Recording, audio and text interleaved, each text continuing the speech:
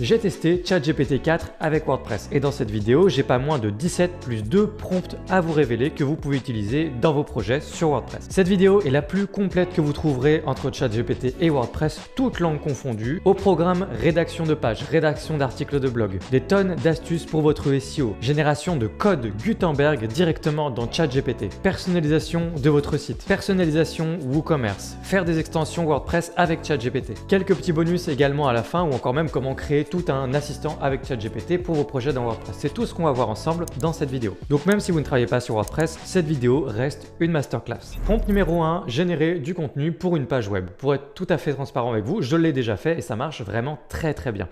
Particulièrement si vous ne connaissez pas justement le marché, l'industrie dans laquelle vous faites un site WordPress. Dans ce cas, vous donnez des indications à ChatGPT, vous lui dites rédige-moi une page à propos, une page d'accueil, une page sur n'importe quel sujet dans n'importe quel marché et il va vous rédiger une page qui est mieux rédigée que 99% des rédacteurs. Mon premier prompt, je veux une page de 600 mots pour un site web de traiteur à Lyon qui présente l'entreprise et l'équipe. Donc vous pouvez vraiment lui préciser le nombre de mots que vous voulez, par exemple ici 600 mots. Attention, vous allez avoir des problèmes si vous essayez de générer trop de contenu avec ChatGPT. Voici l'astuce pour éviter tous les problèmes. Voilà un exemple de prompt que vous pouvez écrire justement pour lui dire de séparer en plusieurs réponses une réponse qui serait éventuellement trop longue. Donc je lui dis ne dépasse jamais les 300 mots. Si ta réponse doit faire plus de 300 mots, préviens-moi que ta réponse est plus longue. Comme ça, moi je réponds continuer ou n'importe quoi d'autre, peu importe. Et chaque réponse que tu me donnes ensuite doit toujours respecter cette règle. Dans cette conversation-là, il respectera toujours cette règle. Ce qui fait que j'ai eu une première réponse, il m'a demandé de taper continuer, j'ai tapé continuer et j'ai eu la suite de ma réponse. C'est comme ça qu'on peut contourner les problèmes de contenu qui seraient trop longs et qu'on peut générer du coup des contenus d'une longueur absolument infinie dans ChatGPT. La deuxième astuce va être de demander plusieurs fois parce que si vous demandez plusieurs fois la même chose, il va vous donner des réponses qui sont différentes. C'est justement généré par une IA, ce n'est pas des réponses qui sont pré-mâchées.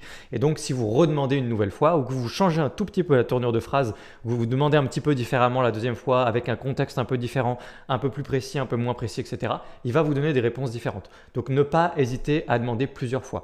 Une astuce à l'intérieur de l'astuce consiste à utiliser les différents modèles de langage qu'on a dans ChatGPT. Ici par exemple, j'utilise ChatGPT+, donc la version payante. Et on a accès à plusieurs modèles. On a le modèle par défaut GPT-5, 3.5 je veux dire, mais qui est déjà plus performant quand on est un utilisateur payant que quand on est un utilisateur gratuit. Vous avez ici la version gratuite et là la version payante qui est disponible uniquement pour ChatGPT+. Et vous avez évidemment le fameux ChatGPT 4 qui est juste ici et vous allez avoir des réponses qui sont des fois différentes entre le 3.5 et le 4 et détrompez-vous, vous n'avez pas toujours les meilleures réponses uniquement sur la version 4. Parfois, notamment sur tout ce qui est génération de code, et on le verra plus tard, les réponses sont plus intéressantes sur la version 3.5. Donc pour la rédaction de pages ChatGPT, vous devez vous en servir, même en français, ça marche vraiment très bien. Et pour tout ce qui est webmaster, pour les freelances, pour tous les professionnels, pour les gens pas inspirés pour rédiger votre site, ça fait vraiment un super travail. La dernière astuce va consister à mélanger un petit peu votre texte, spinner votre texte, changer un peu les phrases, les mots, etc. pour ne pas simplement copier-coller bêtement le travail de ChatGPT. Vous pourriez le faire, mais je vous recommande de ne pas le faire tout simplement parce qu'on va peut-être avoir à l'avenir des outils qui vont de plus en plus être capables de détecter les textes générés par des IA. La seule façon de s'en protéger, c'est de les modifier un tout petit peu, puisqu'on ne pourra jamais avoir d'outils sûrs à 100%, parce qu'à un moment ou à un autre, il y a bien des humains qui rédigent des textes qui peuvent être totalement similaires à des IA. Donc de toute façon, vous n'aurez jamais de problème à ce niveau-là. Vous pouvez utiliser des textes générés par des IA, simplement modifier un petit peu le texte, éviter de copier-coller. Ici, en l'occurrence, on avait un outil qui était sorti directement de OpenAI et qui s'appelait le AI Text Classifiers. Vous pouvez copier-coller un texte. Je vous mettrai le lien dans la description de la vidéo. Et ça vous permettait de voir un certain pourcentage de chances que ce soit écrit par un humain ou par une IA, etc. Ça vous permet de voir un petit peu et c'est marrant parce que vous pourriez copier-coller un texte écrit par un humain ici et des fois, vous pourriez voir que ça penche plutôt du côté de c'est généré par une IA alors que c'est pas le cas. Donc vous voyez que c'est pas non plus une science noire ou blanche. C'est juste des pourcentages, c'est des tendances, c'est pour essayer globalement de deviner. La rédaction d'articles de blog, c'est évidemment très intéressant de le faire avec ChatGPT aussi, mais là encore, il faut respecter quelques règles de base pour essayer de faire une bonne rédaction, de bien utiliser ChatGPT. Ici, on voit que j'ai fait la même chose, je lui dis attention, ne dépasse pas les 300 mots, c'est que moi, j'avais la conversation qui sautait complètement à partir du moment où ça allait dans les 400 mots et quelques. Donc, j'ai fait toujours cette règle-là. Mon prompt ici, je lui donne du contexte. Je suis un blog sur le café, je souhaiterais rédiger un article de blog complet de 1000 mots sur le café soluble. Avant de le rédiger, quelle est selon toi la meilleure structure pour faire un article captivant et bien référencé sur le café soluble. L'astuce réside ici, c'est-à-dire lui faire rédiger une structure d'article de blog avant de lui faire rédiger un article de blog. Si vous lui dites de rédiger un article, il part en roue libre totale. Ça peut être bien, ça peut être moyen, ça peut être nul. Mais si vous rédigez un plan d'abord, vous allez avoir un résultat de bien meilleure qualité. Il génère un plan, le titre, les sous-titres, les sous-sous-titres et ensuite vous lui faites rédiger au fur et à mesure et les différentes sous-parties une fois que vous avez validé le plan d'article. Regardez ici, il m'a fait une magnifique structure en me précisant même le nombre de mots dans chacune des parties, ce que je ne lui ai pas demandé de faire en l'occurrence. Ici, c'est bien ChatGPT 4 qui a fait ce travail, donc introduction, accroche captivante, etc. Ensuite, il m'a lui-même proposé des sous-parties, l'histoire du café soluble, processus de fabrication, les différentes méthodes, avantages, inconvénients. Et là, honnêtement, en termes de structure, donc là, j'ai cliqué sur continuer, il m'a donné la suite. Et en termes de structure, on est vraiment sur quelque chose qui est quand même très solide pour se référencer. Donc là voilà, il m'a fait tout ce joli plan et qu'est-ce que je lui ai fait juste après? Je lui ai dit rédige-moi la première partie, l'introduction, et il m'a rédigé l'introduction. Je lui ai dit rédige-moi la deuxième partie, il m'a rédigé la deuxième partie, l'histoire du café soluble, blablabla, en respectant justement le nombre de mots. Donc on rédige des plans d'articles avant de rédiger l'article dans ChatGPT. L'autre astuce ici va consister à faire du fact-checking. C'est très important si vous rédigez des articles de blog. Vous savez, on en parle beaucoup, ChatGPT est capable d'hallucination, c'est-à-dire d'affirmer des choses qui sont factuellement fausses. Et donc là, en l'occurrence, j'ai une partie sur l'histoire du café soluble. Ça coûte rien d'aller vérifier si les dates clés que j'ai, l'inventeur du café soluble, etc. Ça coûte rien pour moi d'aller vérifier ces informations plutôt que de juste copier-coller ça parce que si jamais il y a une erreur qui est facilement vérifiable et rapidement vérifiable pour vous, vous passez vraiment pour un idiot. Ou alors vous répandez des fake news. Le prompt numéro 3, c'est non pas générer un article de blog, mais des articles de blog. On va générer des articles de blog en cascade. Je vous montre. Je lui donne pour démarrer un peu de contexte. Je suis un blog toujours sur le café avec les différentes thématiques, barista, latte art, blablabla. Donne-moi 10 idées d'articles de blog sur des sujets autour du café avec beaucoup de recherche, un bon volume de recherche, j'entends pour le SEO. Je veux un exemple de titre pour chacun de ces articles. Voilà donc 10 idées automatiquement, normalement qui ont un bon potentiel basé sur le contexte que je lui ai donné ici dans le premier prompt. Et dites-vous bien que je lui ai donné ici très peu de contexte. Quand je dis donner du contexte, ça veut dire que vous pouvez donner des gros pâtés. Vous pouvez y aller au contraire parce que plus vous donnez de contenu, plus il aura du contexte et meilleures seront les réponses. Et donc pourquoi j'ai dit des articles de blog en cascade? Eh bien laissez-moi vous montrer ce que j'ai voulu dire. On va dire qu'une idée me plaît, par exemple l'idée numéro 10. Ici je lui demande donc de me proposer 6 variantes différentes de titres plus courts parce que les titres sont toujours beaucoup trop longs, là ça va pas. Donc il me reprend l'idée numéro 10 et automatiquement pour l'idée numéro 10, il me propose 6 variantes. Ensuite, pour la variante que je préfère, la numéro 6, propose-moi une structure d'article. Donc ici, il me propose une structure d'article. Oh, regardez, il y a un truc qui ne va pas et qu'est-ce qui s'est passé ici?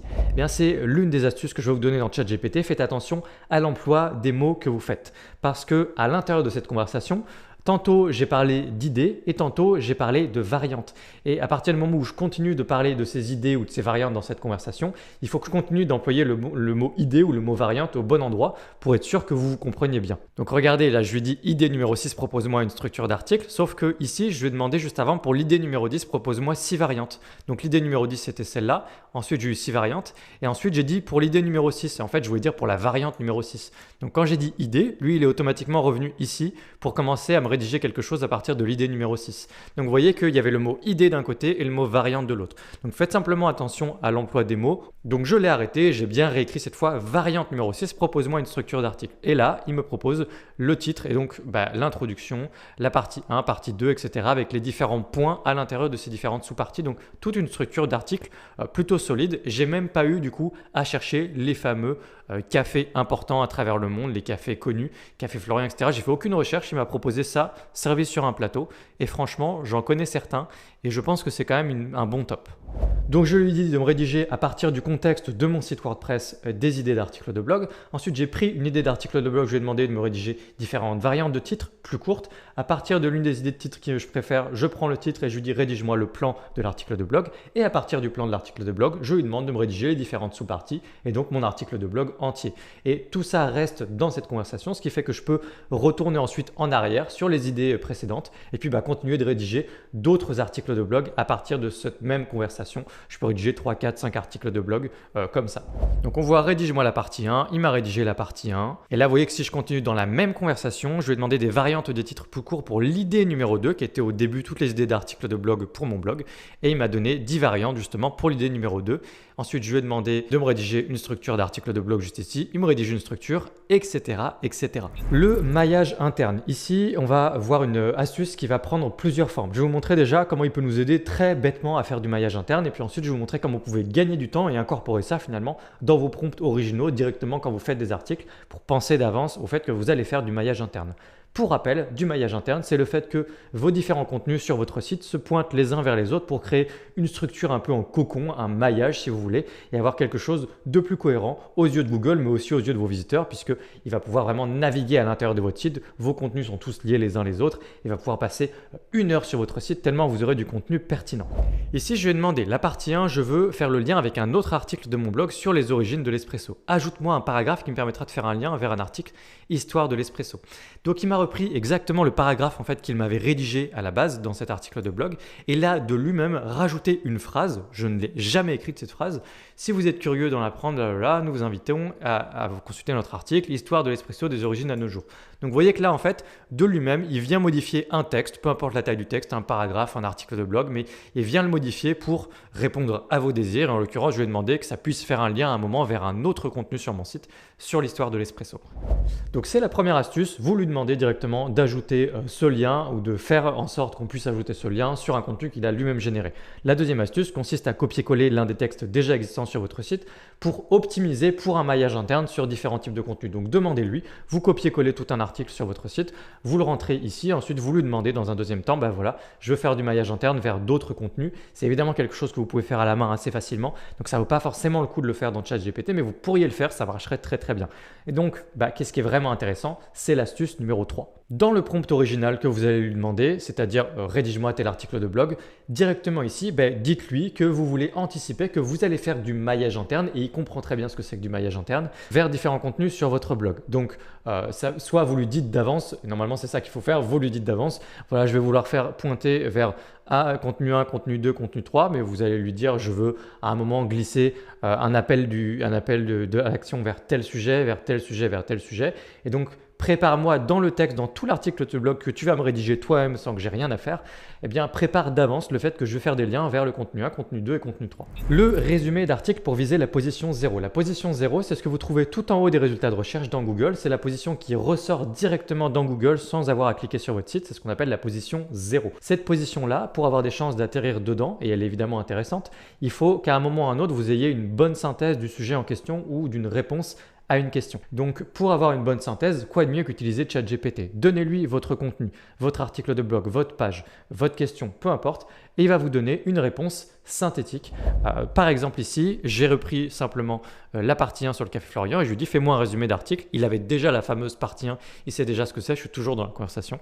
Fais-moi un résumé d'article en quelques lignes pour cibler la position 0 dans Google. Il m'a fait un résumé qui, ma foi, est même un tout petit peu trop long, mais j'aurais pu dans ce cas lui répondre et lui dire fais-moi encore plus court. Parce que si je ne suis pas content, rappelez-vous qu'avec ChatGPT, vous pouvez le faire travailler autant que vous voulez, il ne sera jamais fatigué. Si vous n'êtes pas content d'un résultat, demandez-lui un autre résultat, dites je le veux la même chose, mais en plus court. Une seule phrase, 2 phrases, 3 phrases, demandez-lui ce que vous voulez. C'est une astuce qui est très intéressante pour votre SEO, pour améliorer un petit peu les réponses que vous pouvez apporter aux questions des internautes, etc. Je vous conseille vraiment sur tous vos articles de blog de manière générale de viser une petite synthèse à un moment clair de votre article de blog du sujet pour, entre guillemets, viser la position 0.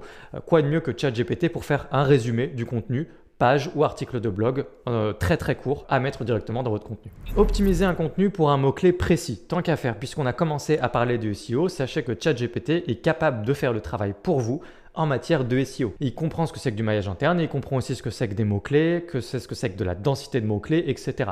Donc, qu'est-ce que vous pouvez faire comme ça? Vous pouvez lui donner tout un contenu. Encore une fois, on parle d'article de blog, c'est la même chose avec tous les contenus, y compris une page. Vous lui copiez-collez directement un contenu depuis votre site et vous lui dites « optimise-moi ce contenu-là pour tel mot-clé. Ici, je lui ai donné un article de blog. En tout cas, c'était le début d'un article de blog. Je ne me suis pas trop embêté. Et ensuite, je lui ai dit optimise-moi cet article pour le mot-clé café instantané. Donc, c'est très amusant. Il a en fait récupéré tous les moments où j'ai dit café soluble et il a remplacé à chaque fois café soluble par café instantané. Plus, il l'a casé quelques autres fois. Mais globalement, il a vraiment optimisé pour le mot-clé café instantané. Et donc, si on relit le texte, on voit qu'il apparaît quand même plutôt régulièrement. Suite à quoi, j'ai eu l'idée d'un prompt numéro 7 qui est de lui demander la même chose mais formulé différemment. Cette fois, plus en densité de mots-clés, keyword density. Donc, j'ai carrément exprimé mon souhait d'avoir une certaine densité de mots-clés. Donc, ça peut être 2, 3, 4, 5% sur un mot-clé précis. Et voilà le résultat. Pour le texte suivant, je veux une densité de mots-clés solubles de 5%. Et il a été capable, là encore une fois, de m'optimiser mon texte pour café soluble avec une densité de ce mot-clé, donc le nombre de fois, le nombre d'occurrences où il apparaît, le nombre de fois où il apparaît, de 5% au total dans ce texte-là. Ce qui fait que c'est apparu encore un peu plus souvent. Et comme c'est apparu un peu plus souvent, en fait, il a carrément inventé des phrases. Il a été obligé d'inventer certaines parties, de rajouter des petits morceaux de phrases, d'inventer des phrases, etc. pour qu'il apparaisse plus souvent. Donc vraiment, il peut faire le taf. C'est pas juste de remplacer un mot par un autre comme dans mon premier exemple, mais c'est clairement d'optimiser pour le SEO votre texte, quitte à faire le travail de rédacteur à votre place. Vous pouvez vous amuser à voir le résultat avant, après avec un site comme Duplicate Checker ici /keyword density. Vous aurez le lien dans la description de la vidéo. Vous êtes capable de copier-coller votre texte ici et de voir ensuite l'occurrence justement du mot-clé en question et le pourcentage donc. Et vous verrez que ChatGPT fait le taf. Jusqu'à maintenant, on a laissé un peu ChatGPT faire le travail à notre place, mais il peut nous assister davantage et non pas faire le travail à notre place, notamment en termes de lisibilité. Vous pouvez demander à ChatGPT d'améliorer un texte existant, par exemple en termes de lisibilité, le fait d'aérer le texte, le fait de faire des phrases plus courtes ou encore le fait de formater votre texte pour améliorer la scannabilité en UI UX, c'est-à-dire le fait qu'on puisse parcourir votre texte en un coup d'œil en trouvant rapidement quelques informations pour accrocher plus rapidement l'attention du visiteur, en sachant que le visiteur, on part du principe qu'il a la flemme de vous lire et donc il faut qu'il trouve rapidement les informations pertinentes pour lui. Donc le formatage, ça passe par le fait de mettre des choses en gras, de mettre des choses en évidence, une phrase toute seule, le fait de faire des listes à puces, des titres, etc. De formater en fait en général votre texte pour qu'il soit vraiment plus agréable à parcourir ou à scanner et donc du coup d'améliorer la rétention ou le fait d'avoir un texte captivant. Alors voilà un exemple de ce que j'ai fait. Améliorer la lisibilité de ce texte, rédaction plus aérée, phrase plus courte. On veut maximiser la scannabilité. J'ai carrément voulu lui parler de ce concept du UX. Je me suis dit que ça pouvait être intéressant en mettant en gras les éléments importants parce que j'ai voulu le challenger pour voir s'il faisait ce formatage là pour moi. Il le fait. Regardez ici, c'est plus ou moins bien fait parce que là il y a des endroits où je vois pas l'intérêt de mettre des choses en gras. Petit granulé de café, ok, pourquoi pas, mais enfin pas vraiment, je trouve pas ça pertinent. Dans tous les cas, il le fait. Déjà, d'une part, on passe d'un texte qui est vraiment prout-prout, des gros pavés, à quelque chose qui est plus aéré, même si on peut faire mieux. Et là, encore une fois, j'aurais pu lui dire que je voulais encore un texte plus aéré, peut-être même je lui préciser, je veux toujours des sauts à la ligne rapidement, je veux des phrases courtes, etc. Encore plus courtes. Voilà, vous pouvez vraiment l'assister au maximum, même si bon, au bout d'un moment, vous pouvez faire le travail vous-même. Mais en tout cas, vous voyez qu'il fait quand même le travail d'aérer davantage, de faire des phrases plus courtes, ou encore, ce que je ne lui ai absolument pas demandé, de faire des bullet points ici. Donc c'est quand même très intéressant parce qu'il a compris la notion de lisibilité et de scannabilité de votre texte. Depuis tout à l'heure, je ne vous parle quasiment pas de boutique, de e-commerce et évidemment, tous mes conseils s'appliquent au e-commerce. Donc ma nouvelle idée de prompt que j'ai à vous partager, si ce n'était pas déjà évident pour vous, c'est de rédiger une page produit avec ChatGPT. Et voilà exactement comment je m'y prendrai. Généralement une structure de contenu et cette fois, je vous ai donné un exemple différent pour encore une fois une utilisation différente de GPT. Une structure de contenu, je vais préciser, voilà, je veux les H1, les H2 et les H3, donc c'est-à-dire le titre principal, les sous-titres et les sous-sous-titres. C'est pour une bonne structure pour votre SEO. Pour une page produit de théière transparente, optimisée pour le mot-clé théière transparente, je préfère le redire 2 fois, sur une intention d'achat. J'ai précisé même sur une intention d'achat parce que je me suis dit que j'allais peut-être obtenir davantage d'occurrences comme par exemple paiement sécurisé, panier, enfin des mots qui apparaissent sur une boutique vraiment concrètement et c'est donc intéressant peut-être de préciser sur une intention d'achat. Donc voilà ma structure. J'ai eu mon H1, j'ai eu mes H2, H3, etc. Le H1 en l'occurrence n'a aucune sorte d'importance ici, même s'il m'a donné un exemple bidon parce que mon H1 c'est théière transparente en fait, c'est simplement le nom de ma page produit, le nom du produit. Et ensuite par contre j'ai des H2 et des H3 qui sont vraiment très intéressants. Donc j'aurais pu vraiment récupérer ça comme point de départ, voire même si j'ai pas envie de travailler plus que ça, comme plan tout court pour travailler sur ma page produit. Si vous voulez automatiser au maximum, c'est vraiment pas si mal, hein. Donc ça fait un bon boulot. Et puis ensuite, on peut lui demander de rédiger le contenu. Donc rédigez-moi le contenu du premier H2. Donc il m'a rédigé le contenu du H2. Et quand je lui dis du H2, du coup, il comprend que le H3, c'est à l'intérieur puisque c'est une sous-partie, c'est un sous-titre. Donc c'est une sous-partie à l'intérieur. Il commençait même à me rédiger le contenu de mon sous-titre, etc. Et je lui dis de s'arrêter tout simplement. Mais voilà, on peut s'en servir de la même façon qu'on peut rédiger des articles de blog, on peut rédiger des pages produits. Tant qu'à faire, autant rédiger aussi les métadonnées. Donc métatitre, métadescription et également le contenu idéal dans l'URL. C'est ce que j'ai demandé à ChatGPT. Donc je lui ai dit génère-moi les métadonnées de cette page produit. J'ai précisé métatitre, métadescription et URL idéal. Il m'a fait un métatitre et regardez, il a bien compris ce que c'était qu'un métatitre puisque j'ai vraiment théière transparente de qualité. Alors le mot qualité doit apparaître 50 fois dès qu'on parle de produits comme ça, physique, théière, etc. Donc même si c'est un nom un peu bidon parce que vous allez lire qualité supérieure partout, mais le fait est que tout le monde s'attend à lire qualité supérieure, en tout cas surtout Google, ça apparaît souvent sur les pages produits. Vaste sélection pour l'amateur de thé et là on voit vraiment qu'il y a quand même un petit travail de voilà, on pose des mots, on fait du SEO, donc il y a thé, il y a le mot amateur qui revient à mon avis très souvent sur le contenu autour du thé, amateur de thé. Donc finalement, il y a un travail de SEO que je n'ai pas fait, qui a été fait par ChatGPT directement et qui je trouve, sans l'avoir étudié en profondeur, déjà je le trouve plutôt pertinent pour démarrer en tout cas. Théière transparente idéale, rituel du thé, etc. convient le plus à vos besoins. URL idéal, théière transparente, il me l'a mis au pluriel, mais dans tous les cas, il a bien glissé théière transparente dans l'URL. On va aller au bout de tout ce qui est rédaction. Et cette fois, je vais demander de me générer des mentions légales. Alors, je ne vais pas utiliser ChatGPT pour rédiger tous les documents parce qu'il y a quand même une certaine prise de risque à assumer de votre part de rédiger juste simplement par une IA généraliste des documents qui sont censés vous protéger, des documents contractuels, vos conditions générales de vente, politique de confidentialité, etc. Donc c'est quelque chose que je ne ferai pas personnellement, que je ne vous recommande pas de faire, même si je vous avoue que j'ai eu des petits retours de mon avocat qui me dit que c'est quand même pas si mal, mais attention, c'est à vos risques et périls parce que vous ne savez pas ce que vous faites. Alors que mon avocat, lui, il sait ce qu'il fait quand il utilise ChatGPT. Par contre, les mentions légales, finalement, c'est quasiment la même chose tout le temps sur tous les sites et j'ai vraiment plus confiance en ChatGPT pour rédiger des mentions légales et donc voilà le résultat. Donc il a commencé à me rédiger des mentions légales et je lui ai demandé, petite astuce nouvelle, des trous à remplir a posteriori sur les informations du site, informations du webmaster, etc. Donc il a joué le jeu, il m'a rédigé des mentions légales et je veux justement pouvoir, je peux venir moi-même compléter après mes informations au capital de la société nanana, etc. Et finalement c'est assez crédible. Donc si vraiment vous avez un doute sur est-ce que c'est des bonnes mentions légales ou pas, vous pouvez simplement vous contenter de regarder sur d'autres sites. Je vous invite par exemple à regarder les mentions légales de WP Origami et vous verrez que finalement on a quelque chose d'assez similaire et donc vous pouvez clairement utiliser ces mentions légales sur votre site. Attention, je ne vous donne évidemment aucun conseil légal, vous vous en doutez. ChatGPT serait-il capable de générer du code Gutenberg? La réponse est un grand oui. Regardez ce contenu-là. Ce contenu a été fait uniquement avec des blocs natifs WordPress et je ne l'ai pas fait. J'ai fait un copier-coller de ChatGPT directement dans WordPress et je vais vous montrer comment faire ça. Alors attention, c'est uniquement simplement pour voir un peu ce qu'on va être capable de faire avec ChatGPT, avec WordPress, tout ça, mais on n'en est pas rendu là, c'est-à-dire que c'est pas encore forcément très intéressant d'essayer absolument d'utiliser ChatGPT pour générer du code des blocs parce que finalement, ce que je vais vous montrer là, c'est vrai que si on le fait nous-mêmes directement dans la page, une section, un bouton, etc., ça va très vite. Donc du coup, il n'y a pas vraiment d'intérêt à utiliser ChatGPT, mais c'est vraiment les prémices parce que dans les semaines et surtout dans les mois à venir, on va voir apparaître les premiers outils qui génèrent entièrement des pages pour nous, que ce soit avec les blocs natifs de WordPress, mais aussi avec d'autres outils. Donc on est vraiment sur les débuts, mais j'aimerais vous montrer que ça fonctionne et je trouve ça quand même bluffant parce que je l'ai fait à 2, 3, 4 reprises. Ça fonctionne, on peut générer du code, le copier-coller et du coup il faut venir compléter évidemment nous-mêmes avec des images, etc. Je veux du code Gutenberg pour WordPress, une section sur fond. Alors je vais donner une couleur directement, c'est juste pour voir s'il allait me donner ma couleur, celle que je voulais. En deux colonnes, colonne de gauche avec un titre texte, bouton en savoir plus, colonne de droite avec une image au bord arrondi. Il m'a généré du code. Ici, regardez, vous avez un petit bug. Alors ce petit bug, vous allez peut-être le rencontrer assez souvent parce que j'ai l'impression que ChatGPT, ils sont complètement débordés. Et donc du coup, des fois, il s'arrête en plein milieu.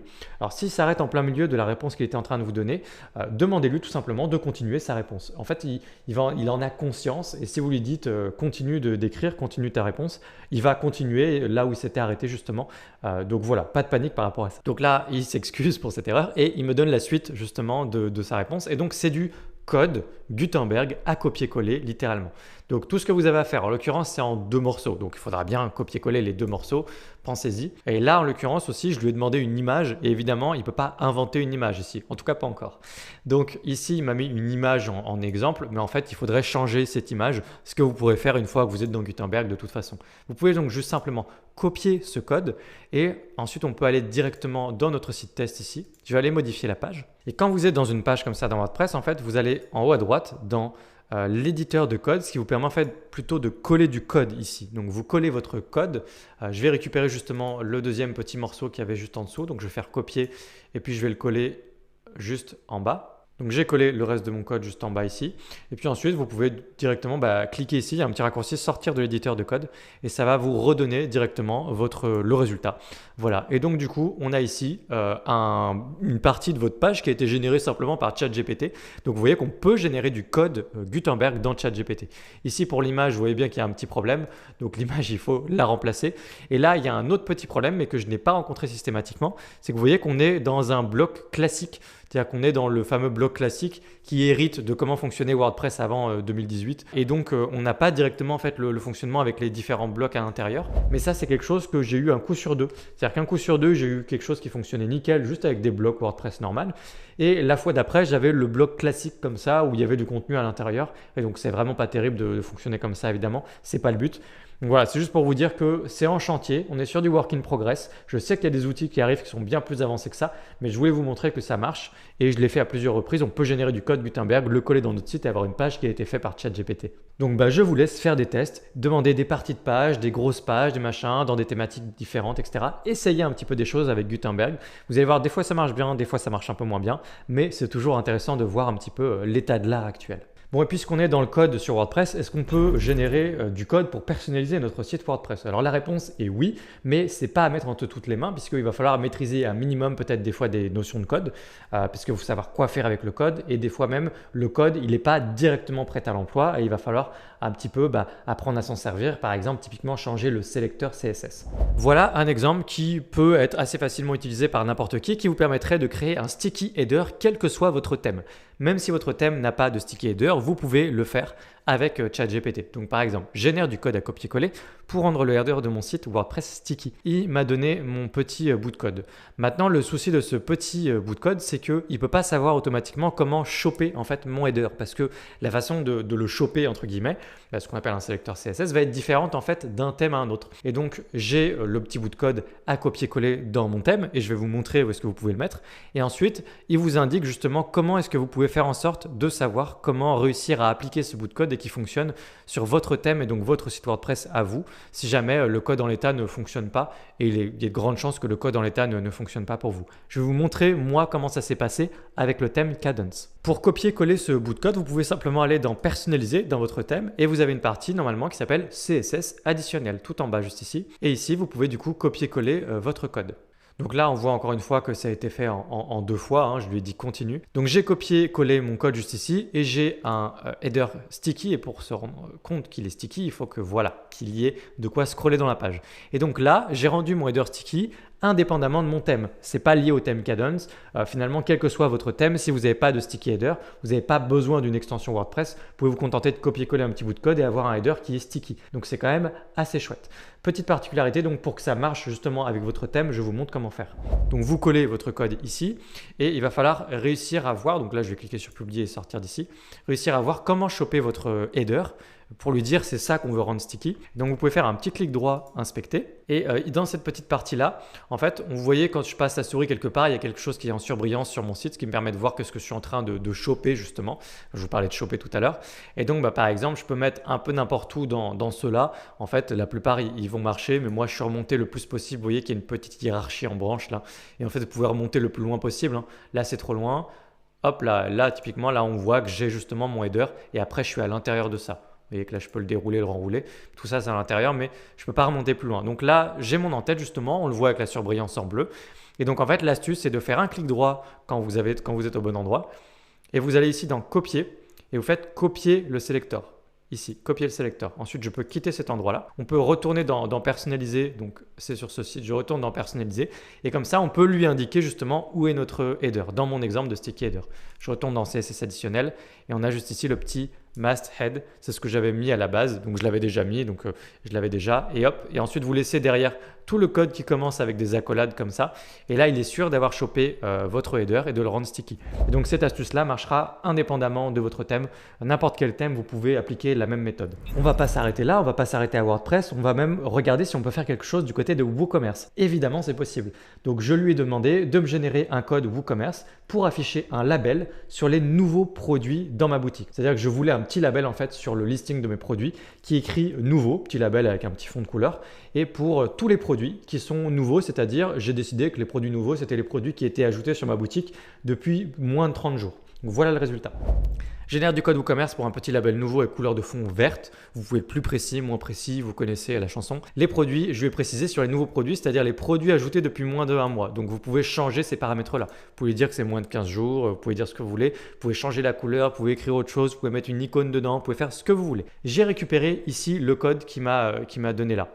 Donc je copie le code et ici on va pouvoir le mettre directement dans une extension comme Code Snippets. C'est vraiment le plus simple par rapport à ces histoires de thème enfant. Utilisez simplement une extension comme Code Snippets. Donc je suis justement dans Code Snippets ici. Vous faites une recherche dans les extensions, vous tapez Code Snippets, c'est écrit comme ça. Vous allez trouver cette extension là, elle est très connue, très simple d'utilisation. Vous pouvez cliquer juste ici sur Ajouter pour ajouter un nouvel extrait, donc un petit bout de code à copier-coller, à injecter sur votre site. En l'occurrence, je l'avais déjà fait ici, on a nouveau produit. Et donc j'ai littéralement collé le code que m'a donné ChatGPT. J'ai donné un petit nom pour m'y retrouver moi dans mes petits bouts de code. Donc c'est l'extrait de code nouveau produit. Et ensuite vous faites enregistrer les changements et activer. Vous pouvez l'activer comme ça, vous pouvez l'activer et le désactiver à tout moment juste ici avec la petite coche. Et donc ensuite quand on se balade sur la boutique, j'ai un petit label nouveau sur tous mes produits et je peux enlever ce label une fois que je désactive du coup le petit bout de code. Et donc tous ces petits éléments de personnalisation dans WooCommerce, vous pouvez faire un peu ce que vous voulez. Il y a des histoires de labels, il y a peut-être des histoires de prix à changer, etc.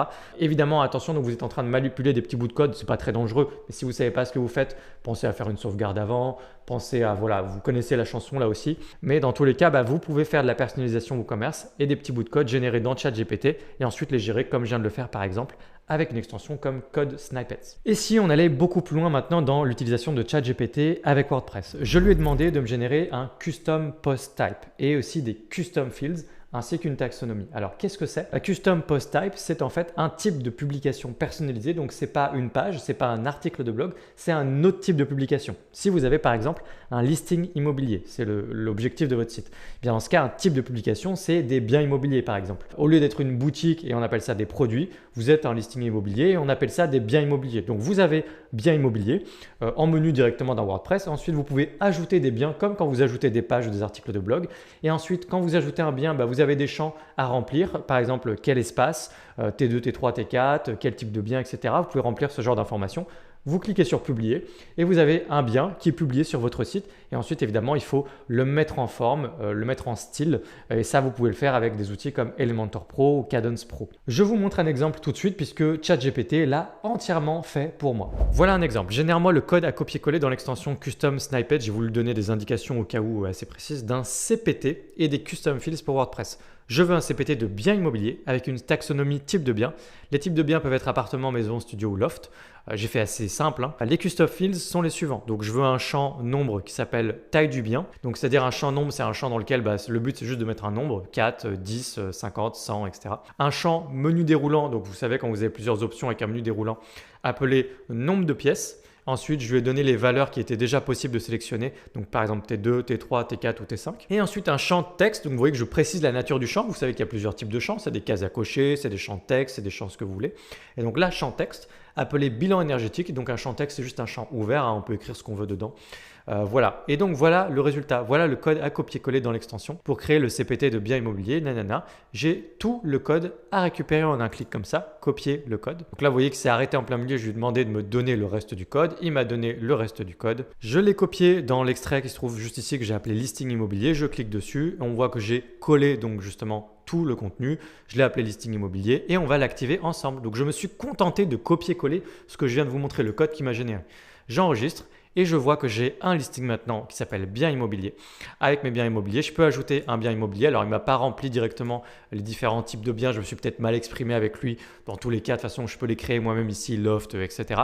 Mais justement, j'ai ma taxonomie type de bien et je peux ajouter un bien immobilier juste ici. Et si j'ajoute un bien immobilier, on voit qu'il y a justement mes fameux champs personnalisés, mes custom fields, taille du bien, nombre de pièces, bilan énergétique. Et là, vous voyez que c'est bien un champ nombre parce qu'on a, vous voyez, regardez justement ça, ce petit détail-là qui montre bien que c'est un champ nombre. Ici, c'est un champ texte et ici, c'est un menu déroulant. Quoi faire après avec ça? Alors, pour le mettre en forme, parce que ça ressemblera presque à rien du coup côté visiteur, il faut utiliser des outils, encore une fois, comme Elementor Pro ou Kadence Pro et vous créez ce qu'on appelle un modèle ou template exprès pour les types de biens immobiliers. Et comme ça, vous pouvez commencer à créer un site de biens immobiliers. Après cette expérience-là, je me suis demandé si je pouvais créer des extensions WordPress avec ChatGPT. La réponse est oui et non, puisque aujourd'hui, ChatGPT vous donne du texte, quoi que vous vouliez obtenir de lui. Donc, le fait est qu'il ne pourra pas vous donner l'extension WordPress puisque c'est à vous de la créer cette extension. Vous devez créer une archive. Vous savez, les extensions WordPress sont toujours dans des archives ou dans tous les cas, si vous mettez vous-même dans votre site, de toute façon, c'est un dossier avec des fichiers .php, etc. Donc, que vous y connaissiez en code, en toutes ces choses-là, dans tous les cas, dites-vous bien que vous ne pouvez pas directement générer l'extension WordPress avec ChatGPT. Maintenant, vous pouvez générer le code qui fonctionne dans une extension WordPress et ensuite vous servir aussi de ChatGPT pour lui demander quelles sont les démarches pour pouvoir justement aller au bout et créer une extension. Alors du coup, je l'ai fait avec ma future extension de listing immobilier. Donc juste ici en dessous, en fait, je lui ai demandé en bas comment faire une extension à partir de ce code. Il m'a donné une démarche. Donc vous pouvez suivre cette démarche. Sachez que dans un premier temps, il vous a dit quelque chose d'un peu plus compliqué que ça avait besoin de l'être. En fait, au début, c'est quand même un peu plus simple.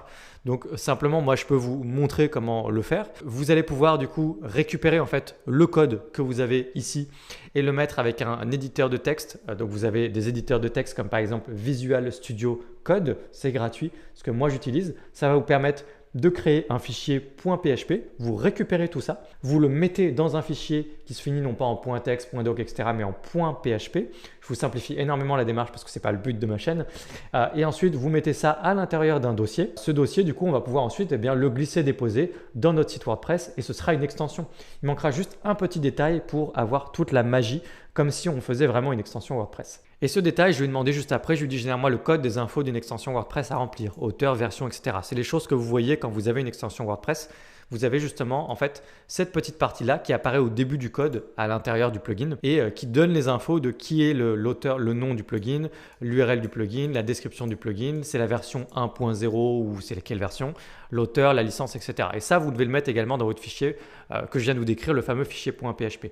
Je vais ouvrir ce fichier pour vous, juste pour vous montrer. Me voilà dans mon éditeur de texte. Alors, ne vous laissez pas impressionner par le code parce qu'on reste vraiment en surface ici. C'est-à-dire que j'ai juste copié-collé ce que m'a donné justement ChatGPT. Donc, ça commence ici. J'ai tout copié-collé. Donc, je ne veux même pas savoir comment ça marche. Ce n'est pas le sujet de la vidéo d'aujourd'hui. Vous voyez que je suis ici dans l'éditeur de texte dont je vous ai parlé, Visual Studio Code. Vous pouvez le télécharger gratuitement. Ça ressemble justement à un éditeur de texte, comme un petit fichier texte. Sauf que ici, ce n'est pas un fichier texte, c'est un fichier .php. Et donc, on le voit juste ici dans le nom de mon fichier .php. Donc dans tous les cas, vous devez enregistrer votre fichier en .php à partir de Visual Studio Code.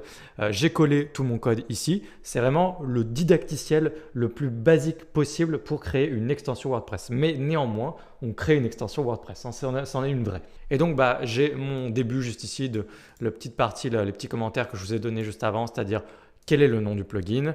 Moi, ça s'appelle Origami Immobilier, l'URL, la description, la version, l'auteur. Donc, normalement, là, j'ai fait une petite erreur, j'avais vu ça après. Normalement, c'est WP Origami. Et je laisse tout ça comme ça. Donc, vous avez juste à coller le petit extrait comme ça, justement avec les infos de l'extension. Vous collez ensuite le code qui est l'extension et qui est la fonctionnalité de l'extension. Vous enregistrez ça dans un .php. Ensuite, vous créez un dossier. Mettez un nom, le nom de votre extension, puisque c'est le nom qu'on glissera justement dans votre site WordPress. Donc, vous ne pouvez pas mettre d'espace ou de majuscule, vous mettez juste origami, vous mettez des tirets pour les espaces, donc origami immobilier. À l'intérieur de ce dossier, j'ai juste ici un seul et unique fichier qui est mon petit fichier .php et dans ce petit fichier, on a juste collé ce que je vous ai montré à l'instant. Donc, c'est tout ce qu'on a fait. Et ça, du coup, c'est une extension WordPress. Donc, tout ce que vous avez à faire maintenant, c'est d'aller dans votre hébergeur, par exemple Hostinger, d'aller naviguer dans les fichiers de votre site WordPress, accéder via FTP, comme on dit, à votre site WordPress, vous glissez à côté des autres extensions que vous utilisez déjà, vous glissez votre extension WordPress, le dossier indirectement celui-là. Et puis ensuite, vous pouvez retourner dans votre dashboard WordPress. On va regarder ensemble le résultat. Le résultat, finalement, c'est celui-ci, Origami Immobilier. J'ai créé ma toute première extension et je ne plaisante pas, c'est vraiment ma première extension WordPress. Origami Immobilier, une extension de listing immobilier à utiliser sans modération. Voilà les petites infos justement. Allez sur le site, donc ça emmène sur mon site, etc. Version 1.0. Et donc on va activer l'extension ensemble. Et donc on se retrouve exactement avec la même fonctionnalité que quand on l'avait injecté avec Code Snippets. Si c'était que là, on l'a injecté sous la forme d'une extension WordPress. Donc, conclusion, ChatGPT peut vous accompagner, vous aider vraiment jusqu'à la création d'un site WordPress, si ce n'est qu'il y a une petite partie à faire vous-même puisque ChatGPT ne peut pas tout faire à votre place. Alors pour rigoler, du coup, je m'en suis rapidement servi pour essayer de créer une deuxième extension WordPress, toujours sans aucune connaissance, ou presque, du coup, en code. Donc là, je lui ai demandé simplement quelque chose à partir d'un prompt. Je lui ai dit, fais-moi du code pour créer un menu dans lequel j'ai un bouton pour supprimer toutes les révisions WordPress de mon site en un clic. Le nom du menu dans lequel se trouve cette option s'appelle Nettoyage Express. C'est le nom de mon extension. Il m'a généré un bout de code que je suis parfaitement incapable d'auditer, en tout cas sauf s'il faut, alors ça me prendra un temps important parce que je ne suis pas développeur à la base. Ce code crée un menu et je lui ai dit tiens, je pense qu'il me manque quelque chose. En fait, j'aimerais bien aussi qu'il y ait un texte qui me dit le nombre de révisions actuelles que j'ai sur mon site au total. Comme ça, une fois que j'ai cliqué sur mon bouton, ça m'affichera 0. Donc les révisions, c'est vraiment tous les brouillons que vous avez de tous les posts, donc les pages, les articles, etc. qui restent toutes les versions antérieures, ce qui vous permet de revenir en arrière facilement, mais ça reste stocké dans la base de données. Si vous avez un site depuis plusieurs années, c'est quelque chose qui reste là et finalement, ça prend un petit peu de place pour rien et ça s'appelle faire le ménage, quoi. Donc j'ai créé une extension pour faire le ménage. Ensuite, il m'a donné le code, le fameux code que j'ai copié-collé. J'ai fait exactement la même démarche que ce que je vous ai montré juste avant, c'est-à-dire le mettre dans un fichier .php, mettre le petit bout au début pour dire voilà le nom de l'extension, etc. Mettre ça dans un fichier .php, dans un dossier qui s'appelle Nettoyage Express et ensuite dans mon site WordPress. Résultat ici, j'ai créé ma toute deuxième extension, Nettoyage Express, je l'active et on voit que de lui-même, exactement comme pour l'icône avec les petites maisons, de lui-même il a choisi une icône, c'est une icône de poubelle, un nettoyage express et j'ai dedans rien de plus simple, juste le fameux petit texte. Il y a actuellement 0 révision sur votre site, ce qui est bien possible. Cliquez sur le bouton ci-dessous pour supprimer toutes les révisions et j'ai un bouton pour juste en un clic supprimer toutes les révisions sur mon site. Donc j'ai créé une petite extension de nettoyage de base de données absolument sans rien faire, sans aucune connaissance et là on peut dire que quand même ChatGPT a fait vraiment 90% du travail à ma place, si on peut dire ça comme ça. Générer un assistant pour chacun de vos projets sur WordPress. J'aimerais terminer ces différents conseils, prompts et astuces en vous rappelant que ChatGPT est vraiment un assistant, c'est une IA très généraliste qui est là pour vous assister de manière globale sur les choses que vous faites et en l'occurrence sur vos différents projets sur WordPress. Donc vous pouvez démarrer et entretenir dans la durée, dans le temps, une conversation avec ChatGPT dans le seul but de vous assister dans la prise de décision de ce que vous allez faire sur votre site. Ça peut être en matière de design, ça peut être en matière de structure, ça peut être en matière de SEO, ça peut être en matière de monétisation, ça peut être en matière de n'importe quoi auquel je n'aurais pas pensé et que vous pouvez donner en commentaire pour les autres. Mais générer un assistant dans ChatGPT, ça veut juste dire que vous allez garder la conversation avec lui et dès que vous avez des questions, vous pouvez aller lui les poser, lui donner un maximum de contexte sur votre projet et il vous assistera dans n'importe quelle direction. Par exemple, revenons un peu sur mon exemple de café. J'ai un blog sur le café, peux-tu m'aider à développer ce blog, à le monétiser en me servant d'assistant virtuel? Alors je lui ai demandé quelque chose d'un peu vague, mais je lui ai juste dit est-ce que tu vas pouvoir m'aider? Il a déjà commencé à vouloir m'aider en me rappelant un petit peu les bases, c'est-à-dire un contenu de qualité, du référencement, utiliser les réseaux sociaux, les collabs, les partenariats, etc.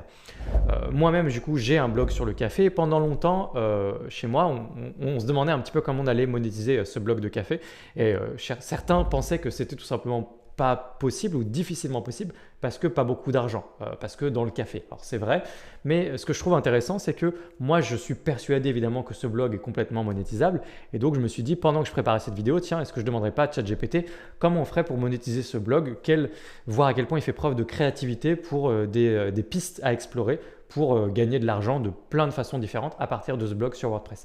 Et le résultat est assez étonnant et de mon point de vue satisfaisant, encourageant en tout cas si j'étais le propriétaire de ce blog et que je voulais démarrer justement commencer à gagner ma vie avec ce blog, je pourrais vraiment me servir de ChatGPT pour m'aider. Donc là je lui ai demandé vraiment quelle est la meilleure façon de monétiser mon blog, qu'est-ce qui serait le plus rentable et donc il me donne plein de pistes assez intéressantes. Par exemple, la publicité en ligne, c'est vrai que je dis pas que c'est le plus rentable, mais c'est vrai qu'on sur ce blog en question, sur lequel il y a un peu moins de 10 000 visiteurs par mois, on n'a même pas mis en place AdSense, alors qu'on pourrait le faire juste par expérience pour voir un petit peu comment le mettre en place. Et ça générerait quelques euros par mois sans doute en plus. Mais donc c'est quelque chose qu'on peut faire assez rapidement. Évidemment, c'est dommage de trop le faire parce que ça pollue l'expérience sur votre blog. En tout cas, on peut le faire. Et puis, on a plein d'autres suggestions. Donc, marketing d'affiliation, vente de produits, contenu sponsorisé. Et regardez, il y a même cours et ateliers pour monétiser l'expertise autour des cours en ligne, des ateliers, webinaires, etc. sur les aspects du café, la dégustation, l'art du latte art ou la torréfaction à la maison. Franchement, il y a des idées qui sont quand même poussées. Ils proposent même d'utiliser les plateformes comme Teachable ou Udemy, etc. pour héberger et vendre vos cours. Bon, utilisez WordPress, très clairement. Il y a également l'idée d'un abonnement premium pour un contenu exclusif pour des membres payants dans le site. Donc c'est quand même assez chouette, il vous donne carrément des idées d'extension. Un MemberPress qui est une extension historiquement connue, même si aujourd'hui je vous recommanderais plutôt Sure Members. La publicité directe sur votre blog, consultation autour du domaine du café. Donc même l'idée de consultation pour des gens qui veulent ouvrir des coffee shops, etc. Vous pouvez être coach, avoir une petite consultation avec ces gens-là et les aider à prendre les bonnes décisions en termes de marketing, de cartes, de menus, d'équipements dans le coffee shop, etc., etc. Donc vraiment, on voit qu'il est vraiment capable de m'accompagner et ensuite, vous pouvez rebondir sur un sujet ou un autre, quelque chose qui vous intéresse et ensuite lui demander des précisions sur tel point et puis creuser comme ça. Et finalement, bien se rappeler que ChatGPT, c'est un assistant virtuel qui peut vous aider pour votre projet sur WordPress. Les deux prompts bonus que j'aimerais vous donner découlent directement justement du fait que vous voulez avoir un assistant pour votre projet WordPress en général. Vous pouvez en fait, si vous êtes freelance, webmaster, etc., l'utiliser pour tout ce qui est design, choix de design aussi, donc notamment couleur et police. C'est quelque chose que j'avais déjà évoqué dans une vidéo précédente sur ChatGPT. Je les ai mis en bonus tout simplement parce qu'il existe déjà plein d'outils sur Internet qui vous permettent de vous aider à choisir les bonnes polices et les bonnes couleurs en fonction de vos objectifs sur votre site. Mais ça n'empêche que forcément, si vous entretenez toute une conversation, vous donnez beaucoup de contenu à ChatGPT, ça peut être une aide précieuse dans le choix de police et couleurs, entre autres. Et dans ce cas, pourquoi pas utiliser ChatGPT? Il est capable évidemment, si vous lui dites, voilà, je suis dans le café, on va faire ci, faire ça, on a plutôt tel ton, telle image de marque, etc. D'ailleurs, si vous ne savez pas quel ton et quelle image de marque, vous pouvez vous servir de ChatGPT pour vous aider justement. Il vous donnera des conseils à ce niveau-là. Donc, l'idée, c'est bien de se rappeler que ChatGPT peut donner des conseils sur n'importe quoi. Mais donc, une fois que vous lui avez donné un peu de contexte aussi, il va vous dire peut-être telle police ou telle palette de couleurs à utiliser sur votre site avec telle couleur d'accentuation pour les boutons, etc., etc. Et donc, police et couleurs, c'est quelque chose qu'il est capable de générer pour vous, pour vos projets. Voilà, enfin, on est venu à bout de 17 plus 2 exemples de prompts avec une multitude d'astuces pour mieux utiliser ChatGPT dans vos projets et avec WordPress. Et sachez que dans les mois à venir et dans les années à venir, on aura de plus en plus d'outils intégrés dans WordPress pour avoir ChatGPT sans quitter WordPress et pouvoir générer directement des pages, directement du texte et puis plein d'autres choses. Ça arrive et d'ailleurs ça existe déjà un petit peu en partie. Si vous voulez d'ailleurs en savoir plus sur tous ces outils-là à venir, abonnez-vous à cette chaîne. Je couvrirai du coup des extensions d'IA générative évidemment liées à WordPress sur cette chaîne. Donc abonnez-vous pour ne pas manquer les prochaines vidéos. Si vous avez des questions, l'espace commentaire est là pour ça. Donc n'hésitez pas par rapport à tout ce qu'on a vu dans cette vidéo. Et si vous voulez aller plus loin sur WordPress avec moi, j'ai un lien en description qui vous emmènera vers un catalogue de formations complet. E-commerce, restaurant, espace chambre, on voit tout. N'hésitez pas à jeter un œil. Et moi, je vous dis à très bientôt dans une prochaine vidéo sur WordPress. À bientôt. Bye.